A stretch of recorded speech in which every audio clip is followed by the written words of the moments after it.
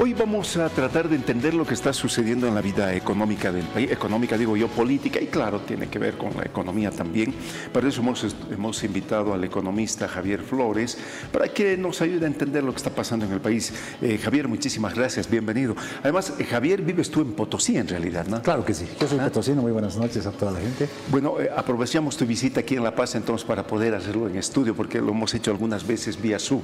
Claro que sí, claro que sí. A ver, Javier, ¿cómo ves el escenario ahora con un nuevo, digamos, una nueva movida de ajedrez, que en este caso ha significado que la reunión que hubo de consenso en nuestro país ha terminado y van a comenzar un tratamiento por tiempo en materia de una ley consensuada para la elección de autoridades judiciales? En general, ¿cómo ves el contexto político del país? Yo creo que es bastante sui generis, ¿no? Porque además hemos tenido escenarios importantes en cuanto a prórrogas, creo que son 3 en este último tiempo, ¿no? En 2010 y lo último con la presidenta Áñez, que también se prorrogaron autoridades, ¿no es cierto? Pero creo que para entrar un poco en la dinámica de ver qué le sucede, sobre todo al MAS, porque el MAS está generando este tipo de acciones, yo soy un convencido de que el MAS tiene fisuras desde no ahora, desde hace mucho tiempo atrás, pero entiendo de que el MAS tuvo en algún momento, en los 14 años sobre todo, existía para mí una casta que se había formado alrededor de Evo Morales, que para mí esta casta tuvo siempre la particularidad de seleccionar y bloquear a cualquier cuadro que se apareciese. Por eso es que en ese gobierno vemos ministros cuasi eternos. En Potosí veíamos a un ministro de Minería que estuvo prácticamente toda la gestión de Evo Morales. Entonces, esa casta se ha preocupado de iniciar ciertos bloqueos, pero también ahora me cuesta creer de que esta misma casta en algún momento, para mí, le juega sucio a propio Morales. ¿Por qué? Porque de pronto, no sé, no estoy seguro si cuando lo impulsan al 21F, no estoy seguro que si Evo Morales estaba consciente de lo que hacía, porque ahí comienza lo que yo llamo el post-evismo, ¿no? El post-evismo empieza el 2019 y un poco antes, cuando Evo Morales insiste en su candidatura y nos muestra que la lógica de manejar, la que está haciendo ahora, es intentar siempre que todo rote en torno a él y que el MAS, por supuesto, sea un instrumento que ya no sirva a las mayorías, sino le sirva primero a él y con ese instrumento lograr otros objetivos. Sin embargo, el tema del sometimiento a la justicia parece sería un común denominador es decir, en diferentes coyunturas políticas. Y digo porque el Poder Judicial ha estado en algún momento con Evo, ha estado con Yanine Áñez y ahora está con Arce. ¿Cómo ves este tema de que se somete el poder al gobierno de turno, el Poder Judicial? Yo creo que definitivamente necesitamos reformar o reconstruir la justicia, ¿no? Y claro, los actores, en este caso los actores que están dentro del Poder Judicial, los que organizan, los que emiten justicia, a veces son muy preparados, o sea, se ve mucho en la hoja de vida de la persona, pero posiblemente también hay que incorporar en la vida misma de la persona como tal, ¿no? Yo conozco mucha gente, por ejemplo, que no tiene una vida pulcra como persona, tiene muchas acusaciones de pegar mujeres, por supuesto, o algo parecido, sin embargo emiten justicia, ¿no? Entonces yo creo que si en algún momento se quiere reformar la justicia, tendrá que ver los dos elementos, ¿no? El tema académico, que es fundamental, central, pero también la persona como tal, ¿no? Pienso que mucha gente, precisamente por esos temas, anda un poco mal, pero a veces solamente intentamos, o sea, que la justicia va del tema político.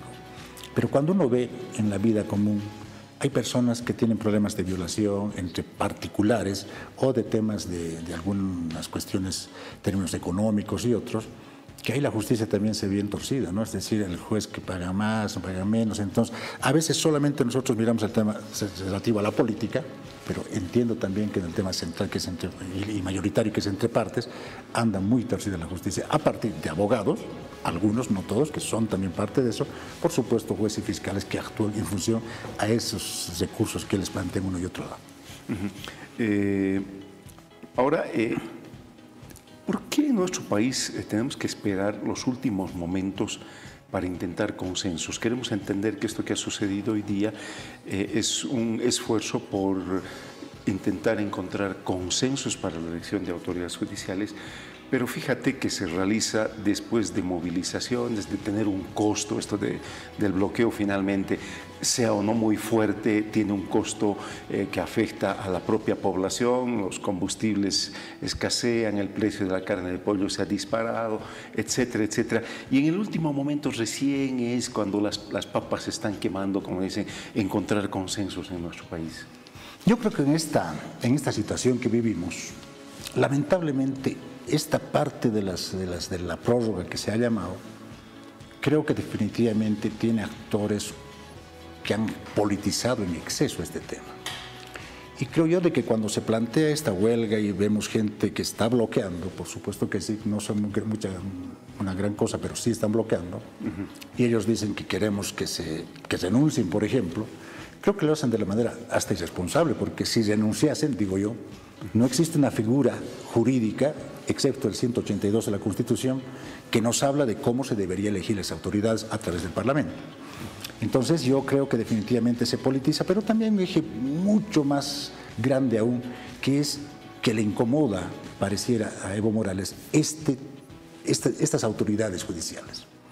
Creo que las medidas que se han tomado el fin de año le han incomodado tanto que aparentemente quieren patear el tablero, incorporar nuevos actores en la justicia para que estos actores de alguna manera le den el beneficio a ese candidato que pretende seguir en carrera. Entonces, yo siento que es un acto político, pero también siento que el señor Evo Morales entra en un proceso de autoflagelación, porque innecesariamente está entrando en una dinámica que en este momento el que más pierde sin ninguna duda, en este momento que estamos viendo, es Evo Morales, porque la gente considera que por ese escenario que busca él, estamos todos ahora bloqueados o con falta de un alimento y otro.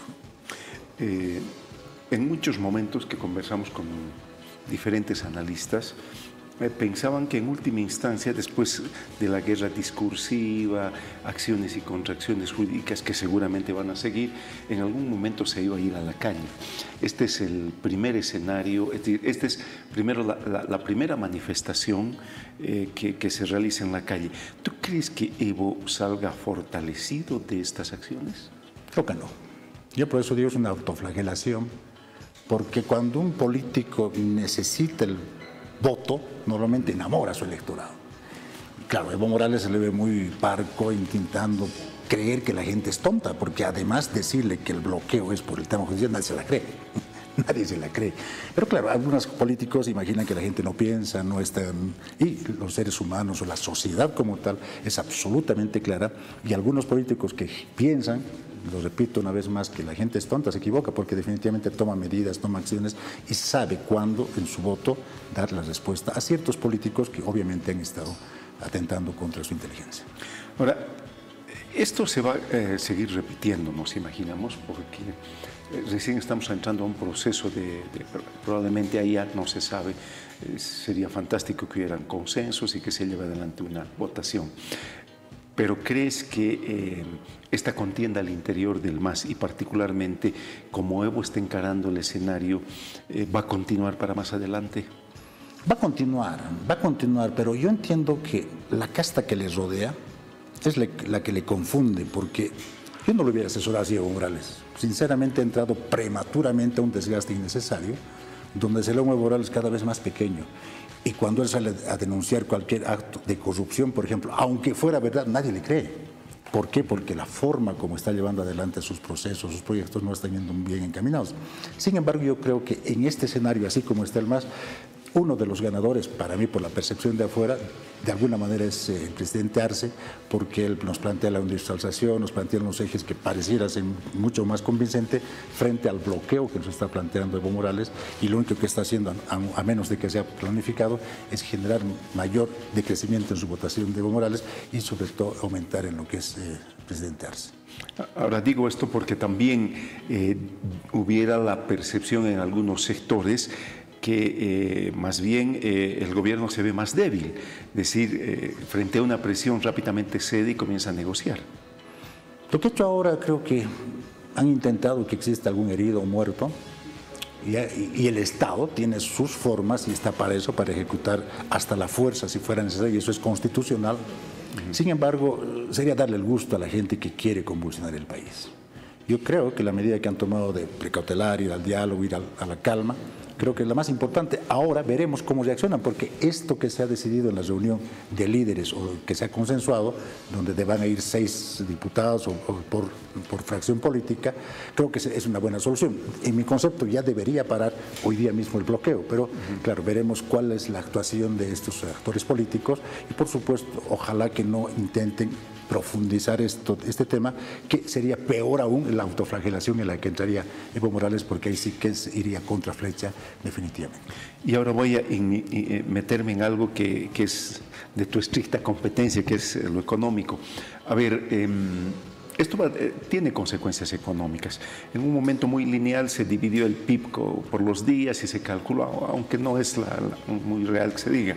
Al margen de eso, estos efectos económicos y la propia lógica como está la economía, ¿tú crees que vaya a comenzar a deteriorarse más el tema económico en nuestro país? Va a depender mucho. Yo siento que cuando nuestro país sabemos que es exportador básicamente de materias primas, entonces los conflictos internos no generan mucha énfasis en el productor o en el exportador de algunos artículos acabados.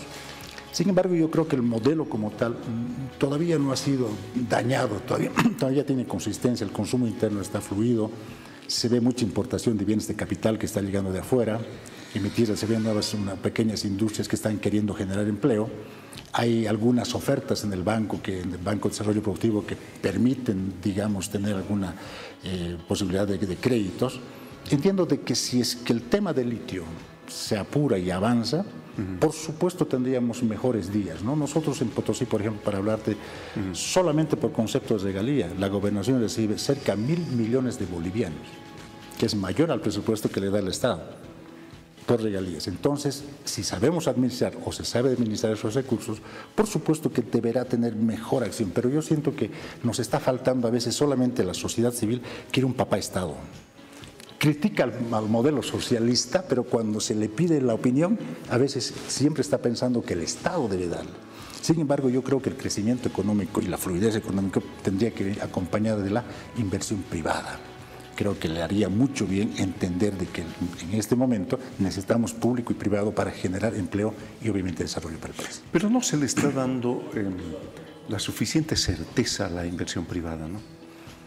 Sí, aunque tiene elementos. Yo he estado, por ejemplo, cerca del Banco de Desarrollo Productivo, viendo algunos créditos precisamente. Yo me dedico a la fabricación de cajas.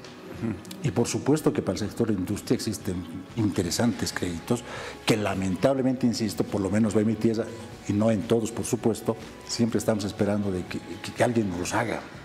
Y yo tengo entendido de que, por ejemplo, los créditos del Banco de Desarrollo Productivo, casi más del 50% los toma Santa Cruz. Es que estamos viendo que tal vez la gente sea más pujante o con mayor, digamos, iniciativa privada, pero nos está haciendo falta que las gobernaciones, posiblemente las alcaldías, un poco influyan en sus departamentos que tienen que ver con la economía o con el desarrollo económico para generar estas oportunidades que me parecen interesantes. Yo siento que falta información, ¿no? O publicidad incluso del Estado para decirles, ahí está el recurso económico, es cuestión de que se articulen y puedan actuar. Ahora, ¿por qué digo esto? Porque además hay una importante relación entre la situación de una economía y los resultados políticos. Es decir, cuando a un país o a un gobierno le va bien en el plano económico, regularmente tiene una suerte de legitimidad o de buena posibilidad. Por eso te decía, tenemos en el caso de la economía boliviana un déficit ya sostenido durante mucho tiempo. Sí. Hay un déficit en balanza comercial, nuestra deuda externa, si bien no llega todavía a los parámetros que se ha dicho, pero sumada a la interna ya tendría que tener algún nivel de preocupación. Es decir, las reservas internacionales netas han caído, están en una situación preocupante. El nivel de subvenciones que existe en nuestro país también es alto. Con todo este escenario, no podría afectarle la posibilidad, porque hasta ahora obviamente Arce nunca ha dicho que va a ser candidato presidencial. Sin embargo, ¿podría ser una dificultad a la gestión, es decir, a la posibilidad de que Arce se lance como candidato? Claro. Y yo creo que apuesta también está la radical a eso, ¿no? Sin ninguna duda, este año y el próximo van a haber bloqueos y paros para incidir en el modelo. Porque nosotros nos basamos, como tú bien sabes, en el consumo interno. Claro. Y ese consumo interno no es posible cuando existe precisamente bloqueadas las economías respecto a quién produce y quién consume. Entonces yo siento que este año, donde van a apuntar, entre paréntesis, en contra del presidente Arce, creo que es en el tema del modelo y la caída. Porque si algo tiene como capital político, el presidente Arce es la economía.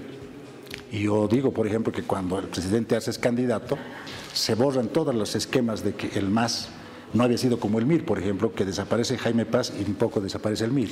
O Condepa, que desaparece el Condepa y desaparece, o el padre, perdón, y desaparece Condepa. El MAS no. Se articula y resulta con 55%, pero porque creo que en el momento en que se ha decidido el proyecto político, teníamos un gran, creo yo, había un gran político, que era Evo Morales, que era el conductor político, pero el conductor económico era Arce. Y creo que, como tú bien dices, la gente mide con los bolsillos. Lamentablemente, si le ha ido bien en la economía y ve un candidato que manejaba la economía, por supuesto que le da el voto del 55%. Ahora, si no controla bien el modelo económico o hay una caída, por supuesto que va a tener también un efecto en la votación para el presidente, si es que fuera candidato. Javier, te agradezco infinitamente que te hayas tomado este tiempito para podernos visitar. Siempre es mejor conversar en vivo. Gracias a ustedes y un gusto estar en este set tan bonito y tan grande y conocerte personalmente. Muchísimas gracias. Javier Flores, economista, analista político, económico y social, obviamente, de nuestro país, visitándonos, hablando sobre lo que sucede aquí en Bolivia en el contexto sociopolítico y económico.